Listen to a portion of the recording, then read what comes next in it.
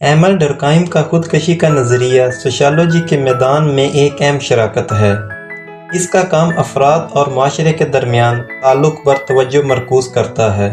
ڈرکہائم نے خودکشی کی 4 مختلف اقسام بیان کی ہیں: ایگوئسٹک، الٹروئسٹک، اینامک اور فیٹلسٹک۔ آئیے ان کو باری باری دیکھتے ہیں۔ ایگوئسٹک سوسائڈ: یہ خودکشی اس وقت ہوتی ہے جب افراد کو معاشرتی انٹیگریشن کی کمی محسوس ہوتی ہے، یعنی وہ معاشرے، کمیونٹی یا سماجی گروہوں سے کافی حد تک جڑے نہیں ہوتے۔ ڈرکہائم کا ماننا تھا کہ وہ افراد جو سماجی گروپوں میں اچھی طرح سے ضم نہیں ہوتے، تنہائی اور علیحدگی کا شکار ہو جاتے ہیں۔ یہ بے مقصدی کے جذبات کو جنم دیتی ہے، جس سے ان افراد میں خودکشی کا امکان زیادہ ہوتا ہے۔ خاص طور پر وہ لوگ جو قریبی خاندانی تعلقات نہیں رکھتے، جیسے غیر شادی شدہ، وہ اپنے آپ کو الگ تھلگ محسوس کرتے ہیں، جس کی وجہ سے ان میں ایگوئسٹک خودکشی کا خطرہ بڑھ جاتا ہے۔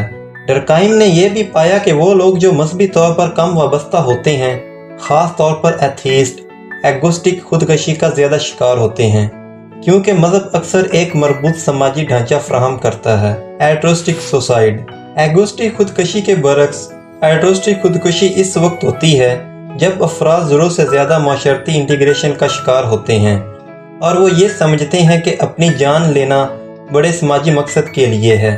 یہ خودکشی عام طور پر ان معاشروں یا گروہوں میں پائی جاتی ہے جہاں انفرادی مفادات کو لوگوں کے اجتماعی مفادات سے کم اہمیت دی جاتی ہے۔ فرد کی شناخت اتنی مضبوطی سے گروہ سے جڑی ہوتی ہے کہ وہ اپنے آپ کو گروہ کے مفاد کے لیے قربان کرنے پر آمادہ ہوتا ہے۔ مثال کے طور پر ایک فوجی جو اپنے ساتھیوں کو بچانے کے لیے خود کو قربان کرتا ہے، الٹروئسٹک خودکشی کرتا ہے، کیونکہ وہ اپنے گروہ کے فائدے کے لیے اپنی زندگی قربان کر رہا ہے۔ کچھ روایتی معاشروں میں بعض گروہوں میں موت اور قربانی کے بارے میں ثقافتی توقعات ہوتی ہیں، جیسے کہ بزرگ افراد جو اپنے گروپ پر بوجھ بننے سے بچنے کے لیے اپنی جان دے دیتے ہیں۔ اینامک سوسائڈ: اینامک خودکشی اس وقت ہوتی ہے جب افراد کو معاشرتی ضابطے میں خرابی کا سامنا کرنا پڑتا ہے۔ اینامک ایک ایسی حالت کو ظاہر کرتا ہے جس میں معاشرتی اصول ٹوٹ جاتے ہیں یا غائب ہو جاتے ہیں۔ جب معاشرے میں بڑی تبدیلیاں آتی ہیں، جیسے معاشرتی بحران یا ذاتی زندگی میں بڑی تبدیلیاں، مثلاً دیوالیہ ہونا یا طلاق، تو افراد کا رہنمائی اور مقصد کا احساس ختم ہو جاتا ہے۔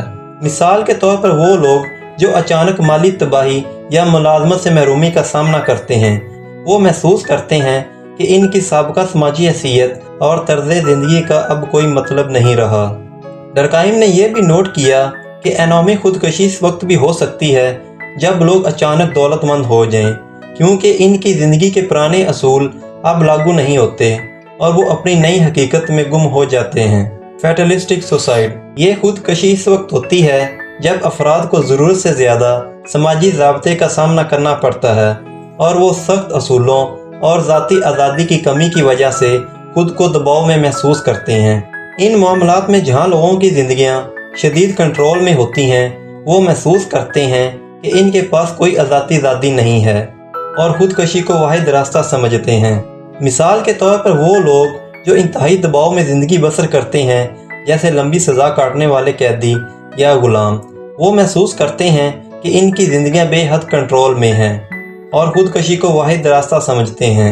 ان معاشروں میں جہاں سخت اصول افراد کی ذاتی زندگیوں پر غالب ہوتے ہیں، وہ محسوس کرتے ہیں کہ ان کا مستقبل طے شدہ اور مایوس کن ہے۔ فیٹلسٹک خودکشی میں لوگ محسوس کرتے ہیں کہ ان کی زندگیاں اتنی محدود ہیں کہ وہ کسی قسم کی ذاتی آزادی یا کنٹرول سے محروم ہیں۔ ڈرکہائم کا نظریہ اس بات پر زور دیتا ہے کہ خودکشی محض ایک ذاتی سانحہ نہیں ہوتا، بلکہ ایک سماجی رجحان ہے جسے معاشرتی ضابطے اور انٹیگریشن کی سطح سے سمجھا جا سکتا ہے۔